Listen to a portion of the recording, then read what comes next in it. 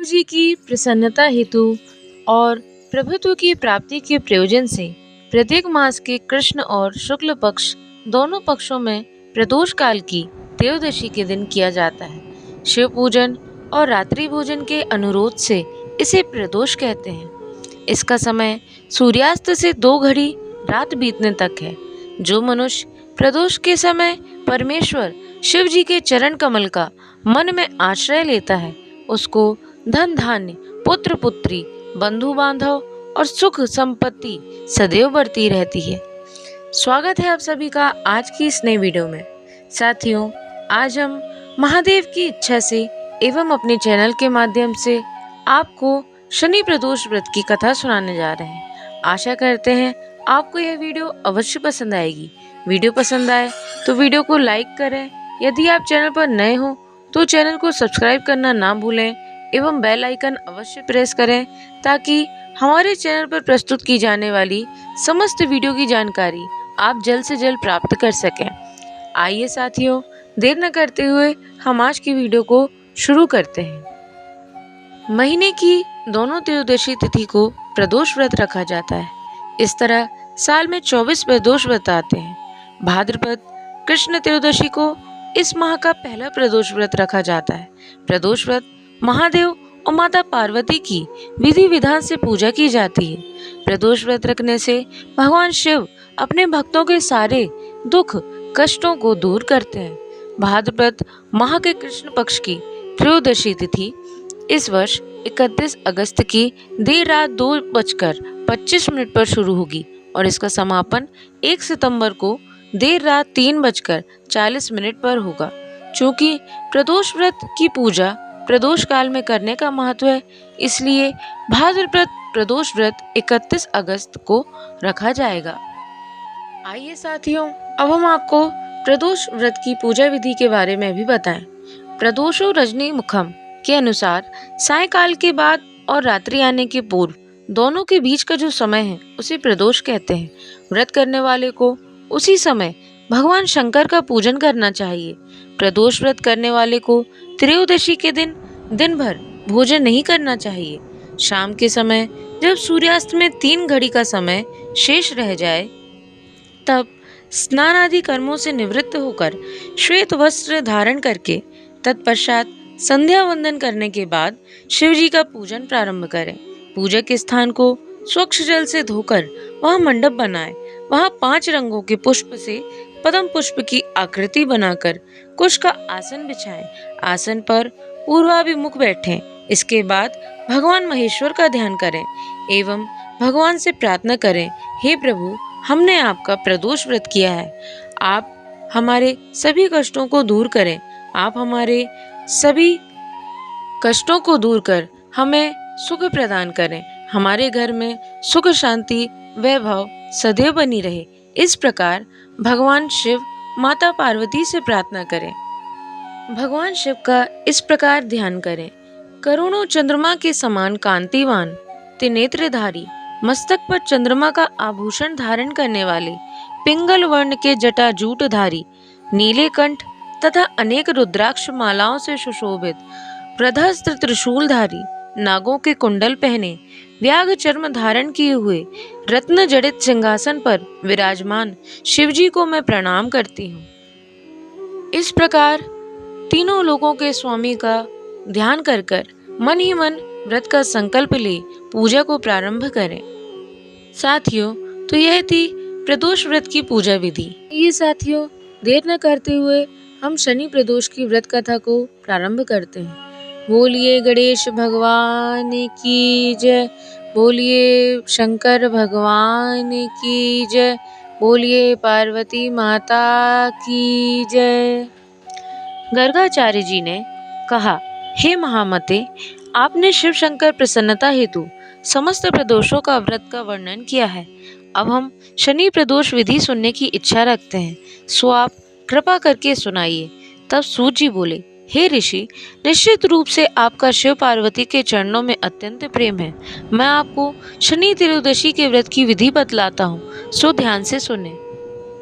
पुरातन कथा है कि एक निर्धन ब्राह्मण की स्त्री दरिद्रता से दुखी हो शांडिल्य ऋषि के पास पहुंची और जाकर बोली, हे महामुने, मैं अत्यंत दुखी हूँ, दुख निवारण का उपाय बतलाइए।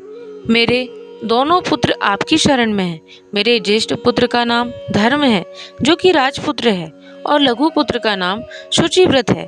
अतः हम दरिद्री हैं, आप ही हमारा उद्धार कर सकते हैं। इतनी बात सुन ऋषि ने शिव प्रदोष व्रत करने के लिए कहा। तीनों प्राणी प्रदोष व्रत करने लगे। कुछ समय पश्चात प्रदोष व्रत आया। तब तीनों ने व्रत का संकल्प लिया। छोटा लड़का, जिसका नाम शुचिव्रत था, एक तालाब पर स्नान करने को गया तो उसे मार्ग में स्वर्ण कलश धन से भरपूर मिला। उसको लेकर वह घर आया। प्रसन्न हो माता से कहा कि माँ, यह धन मार्ग से प्राप्त हुआ है। माता ने धन देकर शिव महिमा का वर्णन किया। राजपुत्र को अपने पास बुलाकर बोली, देखो पुत्र, यह धन हमें राजपुत्र को अपने पास बुलाकर बोली, देखो पुत्र, यह धन हमें शिवजी की कृपा से प्राप्त हुआ है। अतः प्रसाद के रूप में दोनों पुत्र आधा आधा बांट लो। माता का वचन सुन राजपुत्र ने शिव पार्वती का ध्यान किया और बोला, पूज्य, यह धन आपके पुत्र का ही है, मैं इसका अधिकारी नहीं हूँ। मुझे शंकर भगवान और माता पार्वती जब देंगे तब लूंगा। इतना कहकर वह राजपुत्र शंकर जी की पूजा में लग गया। एक दिन दोनों भाइयों का प्रदेश भ्रमण का विचार हुआ। वहां उन्होंने अनेक गंधर्व कन्याओं को क्रीड़ा करते हुए देखा। उन्हें देख शुचिव्रत ने कहा, भैया, अब हमें इससे आगे नहीं जाना चाहिए। इतना कह शुचिव्रत उसी स्थान पर बैठ गया, परंतु राजपुत्र अकेले ही स्त्रियों के बीच में जा पहुंचा।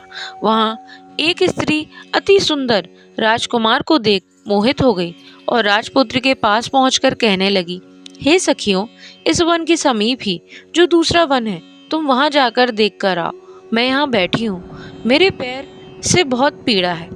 ये सुन सब सखियां दूसरे वन में चली गई। वह अकेली सुंदर राजकुमार की ओर देखती रही। इधर राजकुमार भी कामुक दृष्टि से निहारने लगा। युवती बोली, आप कहाँ रहते हैं? राजकुमार बोला, मैं विदर्भ नरेश का पुत्र हूँ, आप अपना परिचय दें। युवती बोली, मैं विद्रविक नाम गंधर्व की पुत्री हूँ, मेरा नाम अंशुमति है। मैंने आपकी मन स्थिति को जान लिया है कि आप मुझ पर मोहित हैं।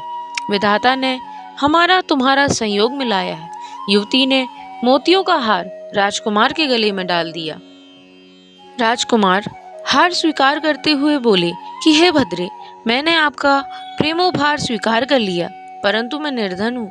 राजकुमार के इन वचनों को सुनकर गंधर्व कन्या बोली कि मैं जैसा कह चुकी हूँ वैसा ही करूँगी, अब आप अपने घर जाएं। इतना कहकर वह गंधर्व कन्या सखियों से जा मिली। घर जाकर राजकुमार ने शुचिव्रत को सारा वृत्तांत कह सुनाया। जब तीसरा दिन आया, वह राजपुत्र शुचिव्रत को लेकर उसी वन में जा पहुंचा। वहीं गंधर्वराज अपनी कन्या को लेकर आ पहुंचा। इन दोनों राजकुमारों को देख आसन दे कहा कि मैं कैलाश पर गया था। वहां शंकर जी ने मुझसे कहा कि धर्मगुप्त नाम का राजपुत्र है, जो इस समय राज्य विहीन है, निर्धन है, मेरा परम भक्त है। हे गंधर्वराज, तुम उसकी सहायता करो। मैं महादेव जी की आज्ञा से इस कन्या को आपके पास लाया हूँ, आप इसका निर्वाह करें। मैं आपकी सहायता कर आपको राजगद्दी पर बिठा दूंगा। इस प्रकार गंधर्वराज ने कन्या को विधिवत विवाह कर दिया।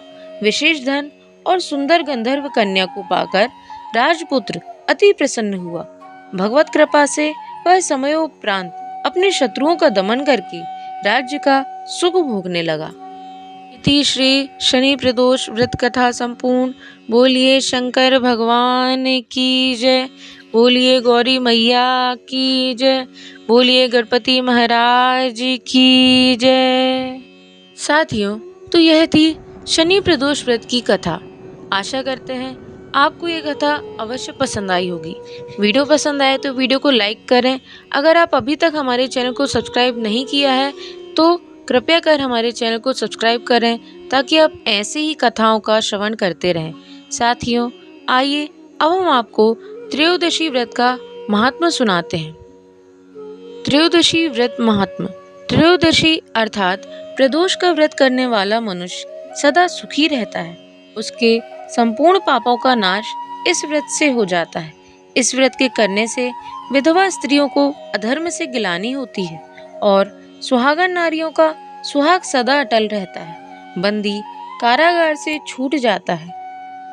जो स्त्री पुरुष जिस कामना को लेकर इस व्रत को करते हैं, उनकी सभी कामनाएं कैलाशपति शंकर पूरी करते हैं।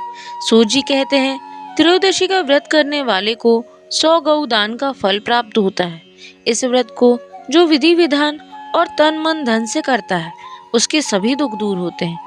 सभी माताओं बहनों को 11 त्रयोदशी या पूरे साल की 26 त्रयोदशी पूरी करने के बाद उद्यापन करना चाहिए।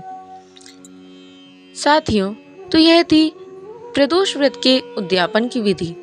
आशा करते हैं आपको यह वीडियो अवश्य पसंद आई होगी। आज के लिए साथियों इतना ही। आपका दिन मंगलमय हो। जय श्रीमन नारायण, जय श्री हरि, हर हर महादेव। राधे राधे।